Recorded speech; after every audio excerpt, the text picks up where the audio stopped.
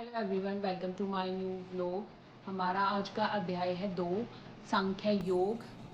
गीता का सबसे ज़रूरी अध्याय जो जीवन की हर प्रॉब्लम को सोल्व कर देगा। जय श्री कृष्णा। गीता सीरीज़ के डे 2 में आपका स्वागत है। कल हमने देखा था कि अर्जुन कैसे कुरुक्षेत्र के मैदान में रो रहे थे और हार मान चुके थे। आज हम बात करेंगे दूसरे अध्याय की, जिसका नाम है सांख्य योग। इसे पूरी गीता का निचोड़ या समरी भी कहा जाता है, क्योंकि भगवान कृष्ण ने जीवन के सबसे बड़े रहस्य इसी अध्याय में खोल दिए हैं। जब श्री कृष्ण देखते हैं कि अर्जुन रो रहे हैं तो वे डांटते हुए कहते हैं, अर्जुन, इस संकट के समय तुम्हारे मन में यह कायरता कहाँ से आ गई? यह तुम्हें शोभा नहीं देती, खड़े हो जाओ।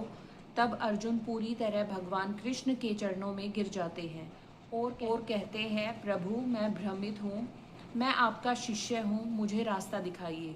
जब अर्जुन खुद को पूरी तरह सौंप देते हैं तब कृष्ण के चेहरे पर एक मुस्कान आती है और वे मुस्कुराते हुए जीवन का पहला सत्य बताते हैं, आत्मा का सत्य। कृष्ण कहते हैं, अर्जुन, तुम उनके लिए आंसू बहा रहे हो जो कभी मर ही नहीं सकते। जैसे हम पुराने कपड़े बदलकर नए कपड़े पहनते हैं, वैसे ही यह आत्मा एक शरीर को छोड़कर दूसरा शरीर धारण करती है। नैनम छिदन्ति शस्त्राणि नैनम दहति पावकम। यानी इस आत्मा को न तो कोई हथियार काट सकता है और न ही आग जला सकती है, इसलिए मरने और मारने का डर दिमाग से निकाल दो। इसके बाद कृष्ण देते हैं गीता का सबसे बड़ा मंत्र, कर्म का सिद्धांत। कर्मे वादिका रस्ते माँ फलेषु कदाचन। इसका सीधा और सरल मतलब है कि तुम्हारा अधिकार सिर्फ मेहनत करने पर है, उसका रिजल्ट क्या होगा यह तुम्हारे हाथ में नहीं है।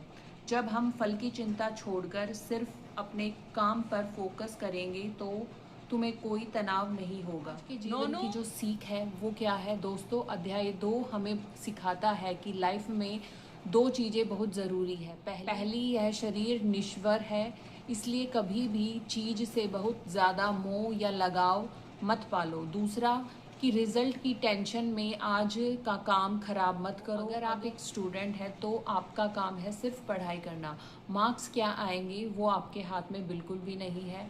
अगर आप जॉब या बिजनेस में हैं तो ईमानदारी से अपने एफर्ट डालिए, नतीजा भगवान पर छोड़ दीजिए। इस अध्याय में कृष्ण स्थिति प्रज्ञा यानी एक शांत और बैलेंस्ड दिमाग वाले इंसान के लक्षण भी बताते हैं, जो सुख में बहुत ज़्यादा उछलता नहीं और दुख में रोता नहीं। तो कैसा लगा आपको गीता का यह सबसे मुख्य अध्याय? कल डे 3 में हम जानेंगे कर्म योग के बारे में कि आखिर बिना स्वार्थ के काम कैसे किया जाता है। चैनल को सब्सक्राइब कर लीजिए और जुड़े रहिए। इस जय श्री कृष्ण।